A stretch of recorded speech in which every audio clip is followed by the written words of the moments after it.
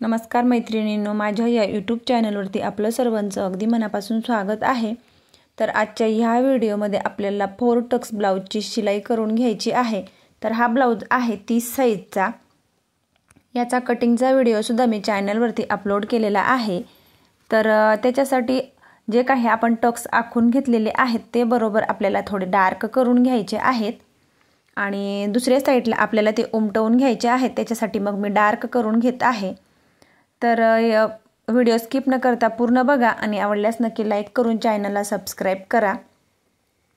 तर बघू शकता दोघही पार्ट मी अशा पद्धतीने एकमेकांवरती ठेवून आणि डार्क करून घेत आहे, जेणेकरून दोघही साइडला परफेक्ट टक्स येतील। अंतर हे कुठेही कमी किंवा जास्त होणार नाही। अशा पद्धतीने डार्क करून जो काही ब्लाउज पीस आहे तो बरोबर दोघही बाजूंना मी बरोबर ठेवून घेत आहे। उलट सुलट आपल्याला चेक करून घ्यायचा। 4 टक्सची शिलाई करत असताना आपल्याला जास्त अशा पद्धतीने बरोबर अस्तर हा ठेवून घ्यायचा आहे, किंवा मग पिना लावून तुम्ही पॅक करू शकतात।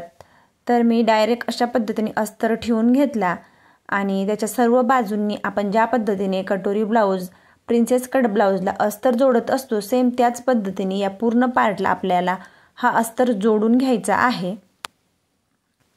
दोघही पार्टवरती आपल्याला सेम ह्याच पद्धतीने एका हाताने अस्तर आतमध्ये चेक करत आणि मग आपल्याला शिलाई करून घ्यायची आणि एक्स्ट्राचा जो काही कपडा आहे तो आपल्याला कट करून दोघही पार्ट आपल्याला ह्या पद्धतीने रेडी करून घ्यायचे।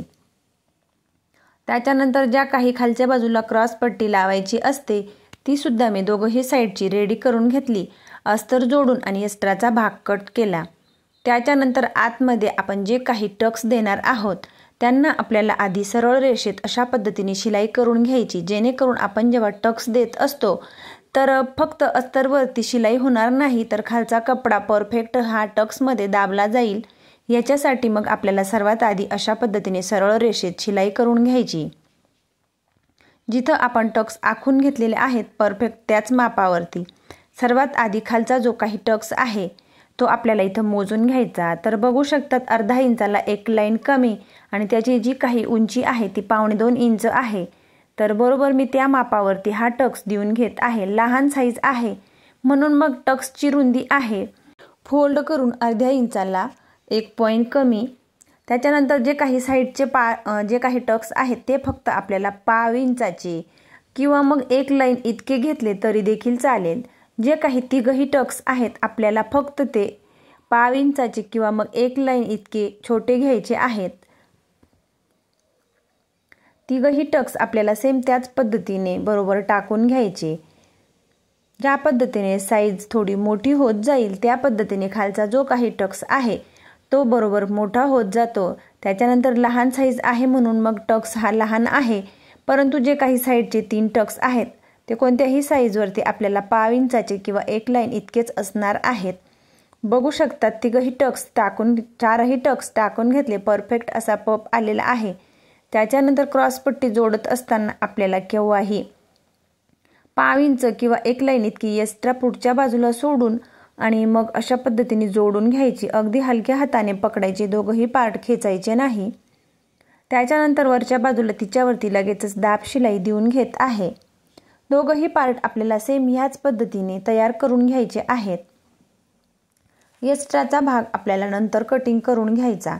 आता मग आपल्याला आयपट्टी आणि हुक पट्टी जोडून घ्यायची। जर आता एका साईडला जी काही क्रॉस पट्टी आहे ती एक्स्ट्रा आहे म्हणून मग ती सरळ रेषेत आधी शिलाई करून घेत आहे, मग तो कपडा आहे मग आपल्याला कटिंग करून घ्यायचा। नंतर मग आपल्याला हुक पट्टी जोडून घ्यायची आहे। तर ही तुम्ही 1.25 इंचाची किंवा मग 2 इंचांची घेतली तरी देखील चालेल, परंतु मग ती खालच्या बाजूला तुम्ही किती फोल्ड करायची आहे हे तुम्ही तुमच्या आवडीनुसार कमी किंवा जास्त फोल्ड करू शकतात। त्याच्यानंतर एक्स्ट्राचा भाग कट केला। त्याच्यानंतर मग आयपट्टी बनवण्यासाठी 2.5 इंच अस्तराची जी काही पट्टी आहे तर ती डबल पट्टी घेतलेली आहे आणि ती बरोबर अशा पद्धतीने मी शिलाई करून घेतली आणि फोल्ड केली। त्याच्यानंतर मग तुम्ही तुमच्या आवडीनुसार 5 किंवा 6 तर जर का ब्लाउजची जी काही पुढचा भाग आहे त्याची उंची किती आहे या मापानुसार 5 किंवा 6 आय बॉक्स तयार करून घ्यायचे। नंतर एक्स्ट्राचा भाग पूर्ण कट केला आणि दोघंही पार्ट बरोबर अशा पद्धतीने समोरासमोर ठेवून चेक करून घेतले।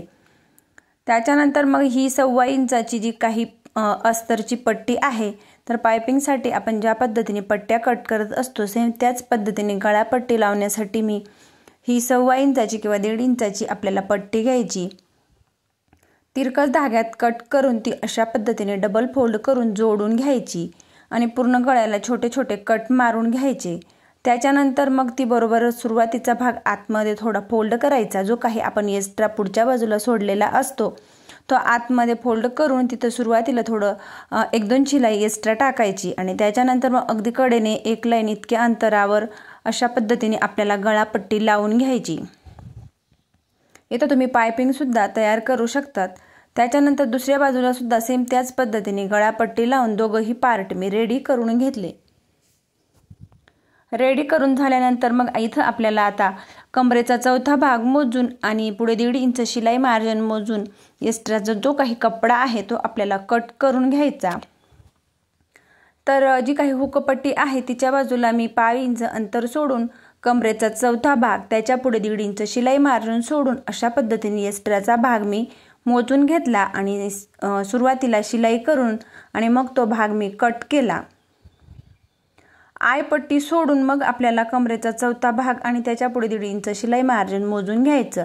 तर दोघंही बाजूंना सेम त्याच पद्धतीने मी सर्वात आधी शिलाई करून घेतली आणि मग मी तो काही कपडा आहे तो कट केला, जेणेकरून कपडा मागे पुढे होणार नाही। आपण हा टक्स देतो म्हणून मग थोडाफार जी काही क्रॉसपट्टी आहे ती एक्स्ट्रा कटिंग केलेली असते। शोल्डर जोडण्याआधी मग आपल्याला दोघंही पार्ट बरोबर एकमेकांवरती ठेवून घ्यायचे आणि मुंड्यामध्ये जो काही कमी जास्त असलेला भाग आहे तो सरळ रेषेत आपल्याला कट करून घ्यायचा, जेणेकरून आपण जेव्हा बाही जोडत असतो तेव्हा काखेतील भाग दोघंही खालीवरती होणार नाही, अगदी एकसारखे एका मापात येतील। याच्यासाठी मग आपल्याला ह्या गोष्टी करणं खूप गरजेचं आहे। बाही जोडत असताना ती सुद्धा आपल्याला चेक करणं आणि जे काही साइड पार्ट आणि मागची साइड दोघंही पार्ट अशा पद्धतीने चेक करून घ्यायचे आणि जो काही एक्स्ट्राचा भाग आहे तो मी शिलाई करून आणि कट करून घेतला। नंतर मग आपल्याला शोल्डर जोडून घ्यायचं आहे। तर गळ्याकडील भाग अगदी मागे पुढे होऊ नये, एकसारख्या मापात ठेवायचा आहे आणि मुंड्याकडील भाग कमी जास्त असतो तर तो आपण सरळ रेषेत कट करू शकतो, परंतु गळ्याकडच्या बाजूला अगदी सरळ रेषेत येईल अशा पद्धतीने शोल्डर जोडून घ्यायचं। त्याच्यानंतर सरळ रेषेत मुंड्याकडील भाग जिथं आपण बाही जोडतो तिथं बरोबर आपल्याला सरळ रेषेत कट करून घ्यायचं। त्याच्यानंतर मग दुसऱ्या बाजूचं शोल्डर सुद्धा सेम त्याच पद्धतीने जोडून आणि रेडी करून घेतलं। बघू शकतात मागचा गळा पुढचा गळा अगदी परफेक्ट आहे। मग आता आपल्याला बाही जोडायची आहे। तर बाही जोडायच्या आधी पुढच्या बाजूला जो काही खोलगट भाग आहे दोघंही बाजूंना मी खुणा करून घेतल्या। नंतर मग बाही अगदी एकसारख्या मापात पकडायची आणि जो काही थोडाफार भाग कमी जास्त असेल तो सरळ रेषेत कट करून घ्यायचा आणि बाहीचा मध्य सेंटर काढून घ्यायचा। बरोबर अशा पद्धतीने जिथं शोल्डरचा जॉईंट आहे त्याच्यावरती आपल्याला बाही जोडायची आहे। तर दोघंही बाह्या सेम त्याच पद्धतीने मी रेडी करून घेतल्या आणि मग जिथं शोल्डरचा जॉईंट आहे तिथं बाहीचा मध्य सेंटर बरोबर ठेवून घेतला आणि मग आपल्याला बाही जोडून घ्यायची आहे। तर अशा पद्धतीने जर का आपण मध्य सेंटरपासून बाही जोडून घेतली तर जो काही बाहीचा जे काही शोल्डर आहे ते अगदी परफेक्ट बरोबर येतं, म्हणून मग अशा पद्धतीने बाही आपल्याला जोडून घ्यायची। नंतर मग लगेचच आपल्याला तिथं डबल शिलाई मारून घ्यायची आणि पुन्हा इकडच्या बाजूला सुद्धा सेम त्याच पद्धतीने आपल्याला बाही जोडून घ्यायची। जर थोडीफार कमी किंवा जास्त झाली तर काहीही हरकत नाही, आपण ती फिटिंगमध्ये ॲडजस्ट करू, परंतु दोघंही बाजूंना बाही अगदी परफेक्ट आलेली आहे। एका बाजूला थोडी अर्धा इंच एक्स्ट्रा आहे, तर जेव्हा मी बाहीला जॉईंट दिला त्याच्यामुळे तो एक्स्ट्रा झाला। जॉईंट देत असताना कपडा खेचला जातो। अचानक आपण कितीही परफेक्ट कटिंग किंवा शिलाई केली तरी कपडा स्ट्रेचेबल असतात, म्हणून नॉर्मल ते कमी जास्त होत असतात, परंतु आपल्याला चेक करून आणि मग फिटिंग करायची किंवा शिलाई करायची असते। तर बघू शकतात अशा पद्धतीने दोघंही बाजूंच्या बाह्या जोडून घेतल्या आणि त्याच्यानंतर बघू शकतात कुठे एक्स्ट्रा आहे जे काही थोडंफार आहे मी ते बघा अशा पद्धतीने कट करून घेतलं। त्याच्यानंतर मग अशा पद्धतीने सर्वात आधी आपल्याला दोघंही पार्ट पकडायचे आहेत आणि शिलाई करून घ्यायची। मग आपल्याला पुन्हा ब्लाऊज उलटा करून आणि मग त्याच्यावरती फिटिंगची माप टाकून आणि मग फिटिंग करून घ्यायची आहे। जर तुमच्याकडे ओव्हरलॉकचं मशीन असेल तर तुम्हाला अशा पद्धतीने ब्लाऊजला शिलाई नाही केली तरी देखील चालतं, परंतु माझ्याकडे ओव्हरलॉकचं मशीन नाही। मग अशा पद्धतीने सर्वात आधी मी दोघंही बाजूंना शिलाई करून आणि पुन्हा मग अस्तरच्या बाजूला ब्लाऊज पीस उलटा करून आणि मग आपल्याला ब्लाऊजला शिलाई करायची आहे। तर बघू शकतात अशा पद्धतीने मी दोघंही बाजूंना एक एक शिलाई करून घेतली आणि शिलाई करून झाल्यानंतर मग बघू शकतात काखेतील भाग अगदी परफेक्ट आहेत। तर हे आपलं फिटिंग करण्याआधी दोघंही बाजूंना अगदी परफेक्ट आलेलं आहे। तर पुन्हा तुम्ही बघू शकता जेव्हा आपला ब्लाऊज पूर्ण फिटिंग होतो तेव्हा सुद्धा अगदी परफेक्टच येईल, कारण मग पुढे तुम्हाला मी ते दाखवणारच आहे। कारण आपण ब्लाऊज शिलाई करत असताना ज्या काही छोट्या छोट्या गोष्टी आहेत त्या अगदी परफेक्ट चेक केल्या। आयपट्टी सोडून छातीचा चौथा भाग, त्याच्यानंतर मग जी काही दंडघेर असेल बाहीचा तो टाकून घेतला। इथं बाहीला नॉर्मल थोडा गोल आकार देऊन घेतला। दोघंही बाजूंना सेम त्याच पद्धतीने आपल्याला छातीचा चौथा भाग दंडघेर टाकून घ्यायचा। कमर अशा पद्धतीने आयपट्टी सोडून आणि मोकळं करून मोजून घ्यायचं आणि जो काही उरलेला भाग आहे त्याचा चौथा भाग करून दोघंही बाजूंना आपल्याला खुणा करून घ्यायच्या आहेत।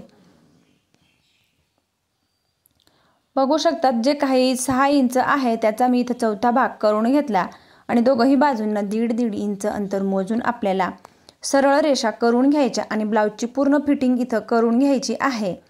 तर फायनली अगदी सोप्या पद्धतीत कमी वेळेत मी इथं या ब्लाऊजची शिलाई करून घेतलेली आहे। तुम्हाला इथं फिटिंगची जी काही सरळ रेष आहे ती करून दाखवली आणि फिटिंग इथं दाखवलेली नाही।